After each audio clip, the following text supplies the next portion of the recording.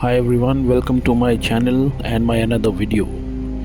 तो जैसा कि मैंने आपको कहा था कि अनुनाकीस कौन है, इसके ऊपर मैंने एक जो वीडियो बनाई थी, मैं इसका सेकंड पार्ट भी बनाऊंगा। और ये वीडियो उसी सेकंड पार्ट का के लिए ही है। और बेसिकली मैं आपको थोड़ा सा ब्रीफ में बता देता हूँ अनुनाकीस होते कौन हैं। देखिए, मॉडर्न एरा में इनको स्काई गॉड्स भी बोलते हैं कुछ लोग, जो एक्स्ट्रा टेरेस्ट्रियल्स के ऊपर रिसर्च करते हैं उनको स्काई गॉड्स कहते हैं। जैसे एंशिएंट एलियंस एक जो सीरीज़ निकली थी पहले, हिस्ट्री चैनल पे आती थी, वहाँ पे जो साइंटिस्ट हुआ करते थे जो एक्स्ट्रा टेरेस्ट्रियल के ऊपर रिसर्च करते थे, इनको स्काई गॉड्स बोला करते थे। और इनके बारे में अगर आपको पूरा जानना है तो दी एपिक ऑफ गिलगमेश के बारे में आप पढ़ सकते हैं। तो गिलगमेश कौन है, कौन था, अभी उसमें नहीं जाएंगे क्योंकि वो एक अलग से टॉपिक बनेगा और उसके बारे में मैं डेफिनेटली आपको वीडियो बना के ज़रूर बताऊंगा। और अनुनाकीस के बारे में बात करते हैं तो अनुनाकीस बेसिकली ऐसा कहा जाता है कि कई लाखों साल पहले इस प्लेनेट पे आए थे और ह्यूमंस तब बहुत पावरफुल हुआ करते थे। ह्यूमंस अपने 3D बॉडी में नहीं हुआ करते थे जिसमें हम अब हैं। वो बॉडी एथरिक बॉडी थी जो सूरज की बनी होती थी, मतलब सूरज जिस तत्व से सूरज है वो चीज़ ईथर होता है, वही यूनिवर्स का सबसे अच्छा प्रोडक्ट होता है। मतलब एक ऐसा एलिमेंट कह लो या एक ऐसी चीज़ जो डिवाइन बीइंग्स की होती है, या ऐसा कह सकते हैं कुछ सोल्स या स्पिरिट्स इसी से बनी होती है। और जब वो आए थे ह्यूमंस के पास, वो ये कहने के लिए आए थे, दोस्ती के पर्पस से आए थे ऐसा नहीं कह सकते, बट वो ऐसा उन्होंने शो किया कि हम दोस्ती करने आए हैं। और उनको गोल्ड की रिक्वायरमेंट थी, उनको गोल्ड की ज़रूरत थी अपने प्लैनेट निबूरू पे।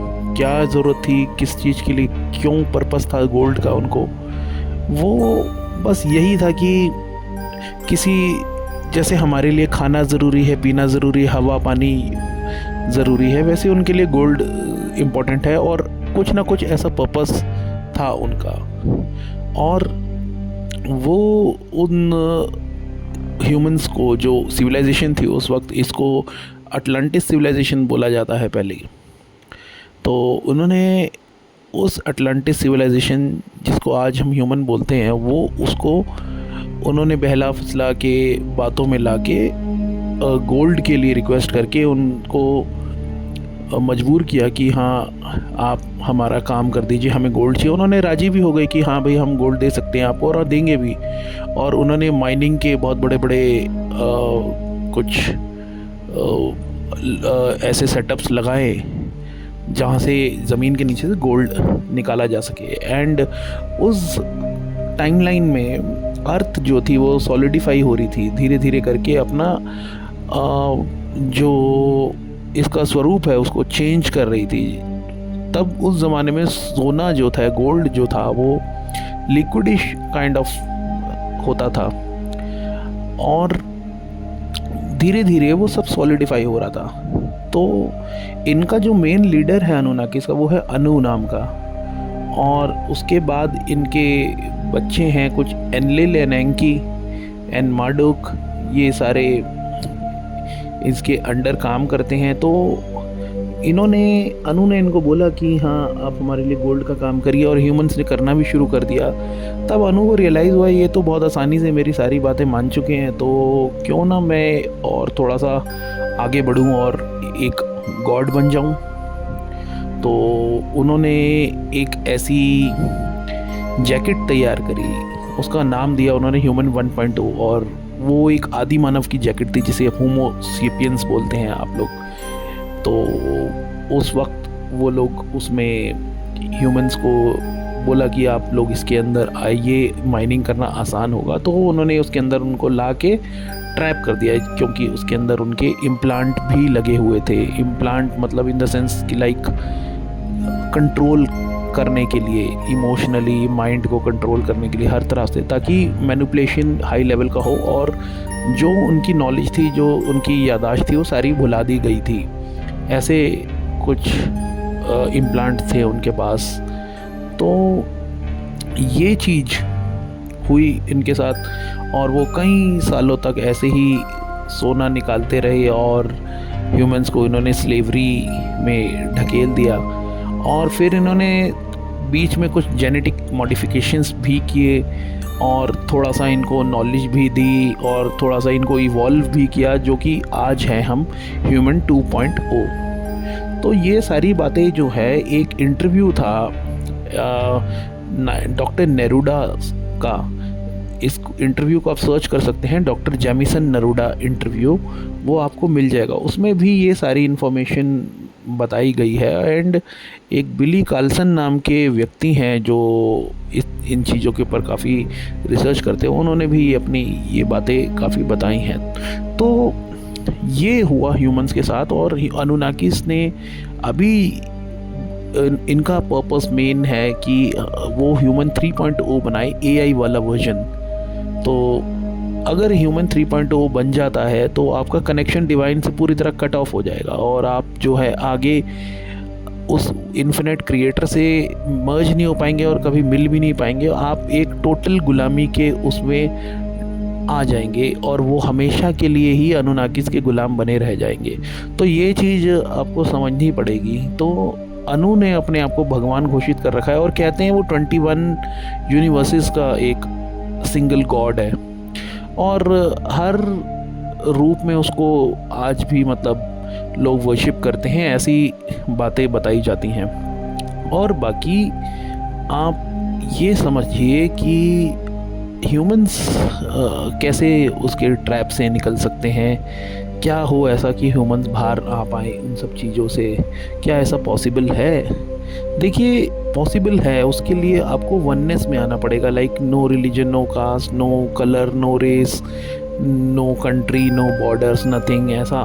बट ऐसा होना आज के टाइम में एकदम इम्पॉसिबल लगता है। वैसे पॉसिबल है बट आप लोग जानते हैं, हम लोग एक पैटर्न को फॉलो करते हैं, गवर्नमेंट और ये सारी जो चीज़ें होती हैं, तो वो चीज़ हम कैसे सोच सकते हैं कि होगी। तो बस हम ये इतना कर सकते हैं कि हम उस क्रिएटर के साथ जो है कोऑर्डिनेशन बनाएं और मेडिटेशन करें और टेलीपैथी से कुछ अच्छे हायर बीइंग्स से हम कनेक्ट हों, क्योंकि कुछ अच्छे हायर बीइंग्स भी हैं जो कहते हैं कि वो ह्यूमंस की हेल्प ज़रूर करेंगे इस मैट्रिक्स से निकलने में, अनुनाकीस के। तो अगर ऐसा पॉसिबल हो पाता है तो ह्यूमंस के लिए ये एक बड़ी अचीवमेंट होगी, क्योंकि ह्यूमंस यही नहीं है, ह्यूमंस और भी कई डायमेंशंस एंड कुछ और भी प्लैनेट्स में हैं जहाँ पे यहीं से इवॉल्व होके ह्यूमंस आगे बढ़ते चले गए हैं और वो एक एडवांस सिविलाइजेशन बन चुकी हैं। अगर वो आज आपसे मिलने आते हैं ना, तो आप उनको एक्स्ट्रा टेरेस्ट्रियल की नज़र से देखेंगे या एलियन की नज़र से देखेंगे। वैसे एलियन शब्द कहना बिल्कुल ठीक नहीं है। एलियन का अर्थ ही होता है अलाय, चाहे तो आप डिक्शनरी में इसको सर्च कर सकते हैं, but extra terrestrial is a perfect word. तो ऐसी इवॉल्व्ड ह्यूमन की सिविलाइजेशन अगर यहाँ पे आती है, आपको अनुनाकिस के ट्रैप से मुक्त करती है, तो वो चीज़ भी पॉसिबल है। उसके लिए आपको जो है टेलीपैथी करनी पड़ेगी, आपको टेलीपैथिक कनेक्शन बनाना पड़ेगा कुछ एडवांस सिविलाइजेशन से। लेकिन ह्यूमंस के अंदर एक बहुत बड़ी कमजोरी है, वो कुछ भी अपने से बड़ा या फिर एडवांस देखते हैं तो उसको वर्शिप करना शुरू कर देते हैं। लेकिन अगर आपने ये काम दोबारा किया कि कोई सी एडवांस सिविलाइजेशन को वर्शिप करना शुरू कर दिया या फिर उसको भगवान बना दिया या कुछ किया, तो आप एक मैट्रिक्स से निकल के दूसरे मैट्रिक्स में भी फंस सकते हैं। प्लस ये भी पॉसिबल है कि आप को वो ये समझे कि आप वननेस में नहीं हैं, आप हमेशा एक डिफरेंस क्रिएट करते रहे हैं हमेशा और करते रहेंगे। तो इसीलिए आपको, अगर आपका कनेक्शन बनता है तो आप उनको एक एडवांस सिविलाइजेशन की नज़र से ही देखें, ना कि कोई देवी देवता एंड ऑल या कुछ भी।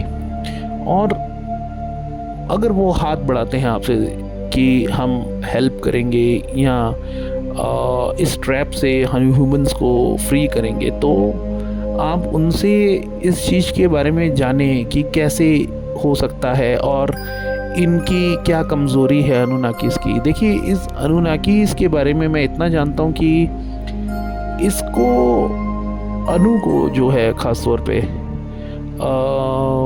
काल निरंजन भी कुछ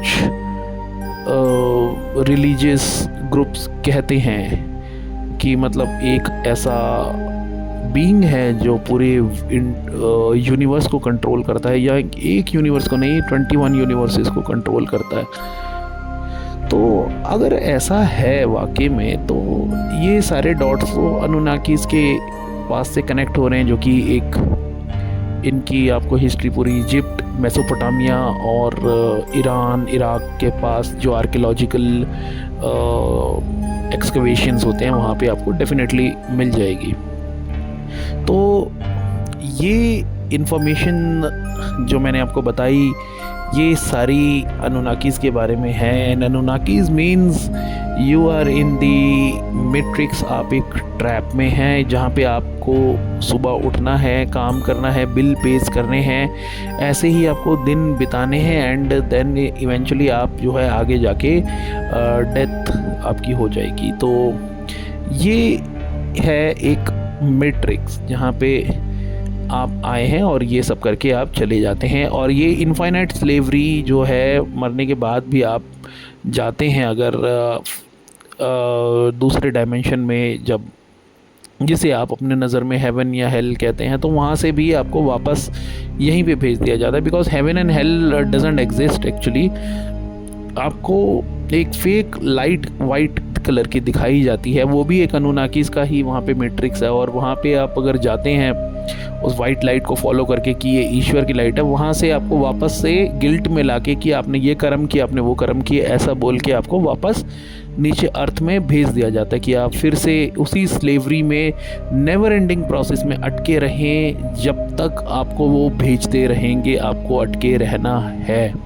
और आप अगर गौर से देखें अकेले बैठ के किसी पार्क या कहीं पे, तो आप रियलाइज़ करेंगे ये एक्चुअली में साइकिल ऐसे ही चल रहा है। लेकिन आपका जो बिलीफ सिस्टम है ना, वो आपको रोकता है इन सब चीज़ों को जानने से। आप टीवी खोलेंगे, घर में बैठेंगे, टीवी खोलेंगे, कोई माइथोलॉजिकल सीरियल या कुछ भी आप ऐसा वैसा देखेंगे, तो आपको यही लगेगा कि नहीं नहीं, ये दुनिया तो ऐसे नहीं चलती, वैसे तो नहीं चलती। बट जो इन्फॉर्मेशंस हैं इस तरह की, वो कहीं ना कहीं आपका बिलीफ सिस्टम हिलाती हैं, एंड कहीं ना कहीं सोचने पे भी आपको मजबूर करती है कि क्या अगर ऐसा हुआ तो, या वैसा हुआ तो हर तरफ से अगर आप सोच के देखेंगे कि ये चीज़ें हैं, तो वाकई में आपको काफ़ी हैरानगी भी होगी। बिकॉज़ आप अगर ध्यान से समझें अपने आप को, तो आप यहाँ केवल बिल पे करके मरने के लिए नहीं आए हैं कि सिर्फ जॉब किया, ऑफिस गए, या फिर ये किया वो किया और फिर बाद में अपना जो है आप मर गए। ऐसा हो ही नहीं सकता। आप इतने एडवांस सिविलाइजेशन, ह्यूमन और स्पिरिचुअली आप इतना अच्छा ग्रो कर सकते हैं, आपके अंदर इतनी सब कैलिबर है, तो देन व्हाई नॉट। आप क्यों ना हम आगे का सोचें, क्यों ना हम एंडलेस थिंकिंग रखें अपने, और इवॉल्व होने की पूरी कोशिश करें, जिसमें मेडिटेशन आपके लिए बहुत हेल्पफुल है। प्लस आपको जो है टेलीपैथिक कनेक्शंस बनाने की कोशिश ज़रूर करनी चाहिए वन इन्फिनिट क्रिएटर के साथ। जब भी आप मेडिटेशन में बैठते हैं, आपको डिवाइन जो है अच्छे अच्छे मैसेजेस ज़रूर भेजता है बाद में भी, हमेशा, ताकि आप अच्छे से अपनी लाइफ को बिता पाएँ। आई होप आपको ये मेरी वीडियो काफ़ी अच्छा लगा होगा, एंड आई होप आप इसको सब्सक्राइब करेंगे, शेयर करेंगे, like and keep sharing. Thank you, have a nice day.